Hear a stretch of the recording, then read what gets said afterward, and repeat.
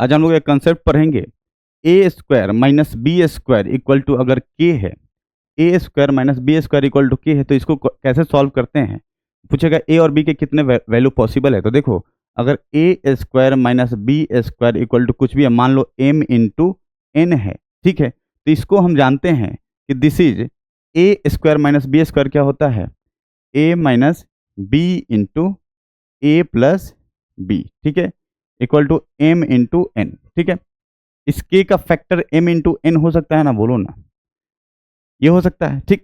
तो हम ये इस दोनों में ये माइनस वाला छोटा होगा और प्लस वाला बड़ा होगा, तो a माइनस बी हम कुछ भी अगर n बड़ा है m से, n बड़ा है m से, तो छोटा कौन है m, तो छोटे वाले को m लिख देंगे और बड़े वाले को a प्लस बी के जगह पे n लिख देंगे। तो अगर a का वैल्यू निकालना है तो मान लो हम इनको जोड़ेंगे दोनों इक्वेशन को, तो b और b कट जाएगा, तो क्या मिलेगा 2a equal to m plus n equal to, हम कह सकते हैं कि a equal to m plus n by 2। मतलब हमेशा जो फैक्टर होगा उसका सम अगर इवन होगा तभी वैल्यू निकल पाएगा, क्योंकि ये 2 से डिवाइड हो रहा है कि अरे भाई a है, ये नंबर जो है A square minus B, a तो कोई नंबर होगा ना, डिजिट होगा। तो a कब आएगा, जब m प्लस एन दोनों फैक्टर जो होंगे के उसके फैक्टर जब 2 से डिवाइड होगा तभी हो पाएगा। 2 से डिवाइड होने का मतलब ये होता है कि m प्लस एन इवन आना चाहिए। तो देखते हैं क्वेश्चन, ये 2020 में सी सेट में पूछा गया था। क्वेश्चन ये कहता है कि how many pairs of natural numbers are there such that the difference of which squares is कितना 63 है। तो हमने बोला कि स्क्वायर का डिफरेंस 63 है, तो a और b माना हमने, तो उनका स्क्वायर का डिफरेंस कितना है भाई 63 है। कितना है, a और b दो नंबर था, उनके स्क्वायर का डिफरेंस 63 है। तो इसको लिखेंगे हम, क्या लिख सकते हैं, a minus b into a plus b equal to 63।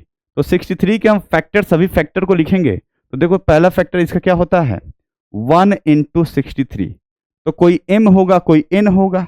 तो बताओ इन दोनों का सम जब इवन आएगा तो a और b का वैल्यू तो निकल जाएगा। a का वैल्यू क्या था, दोनों फैक्टर का सम डिवाइडेड बाई 2, अगर a का निकल जाएगा तो b का निकल जाएगा, a का पुट करेंगे तो यहाँ पे a प्लस बी कितना है भाई, इवन है। देखो 1 प्लस 63 कितना है 64 है, तो यहाँ से वैल्यू निकल जाएगा a और b का। तो पेयर पूछा है, वैल्यू नहीं पूछ रहा है, तो एग्जैक्ट वैल्यू नहीं निकलना है। तो एक पेयर आएगा a और b का यहाँ से। अगला इसका फैक्टर क्या है बताओ 3 इंटू 21, तो इसको भी जब देखेंगे तो ये भी कितना आ रहा है, इवन आ रहा है। 23 plus 21 is what 24 which is even, तो यहाँ भी a का वैल्यू आ जाएगा। जब a का वैल्यू आएगा तो b का भी आ जाएगा, ठीक है। उसके बाद देखो 7 इंटू 9 कितना हो गया 7 इंटू 9, तो 7 देखो 7 प्लस 9 कितना होता है 16 होता है। 7 प्लस 9 16, ये भी इवन है, तो यहाँ भी आपका वैल्यू आ जाएगा, ठीक है। अब कौन सा, यही 3 वैल्यू आ सकता है, तो आंसर इसका ए ऑप्शन होगा इस क्वेश्चन का जवाब। क्योंकि आगे फैक्टर जब लिखोगे 63 का तो फिर से 7 के बाद 21 आएगा या 9 आएगा, 9 तो 9 इंटू 7 दोबारा रिपीट कर जाएगा, फिर 9 के बाद 21 आ जाएगा, तो रिपीटेशन स्टार्ट हो जाएगा। तो टोटल 3 ही पेयर बनेंगे हमारे, ठीक है ना, ए और बी के। तो 3 पेयर 3 कॉम्बिनेशन आएंगे।